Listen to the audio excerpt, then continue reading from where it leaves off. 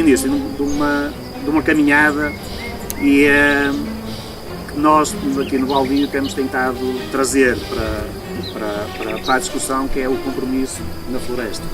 E este protocolo nós assumimos que é um compromisso e esse compromisso que falta hoje em dia na sociedade, principalmente para com a floresta.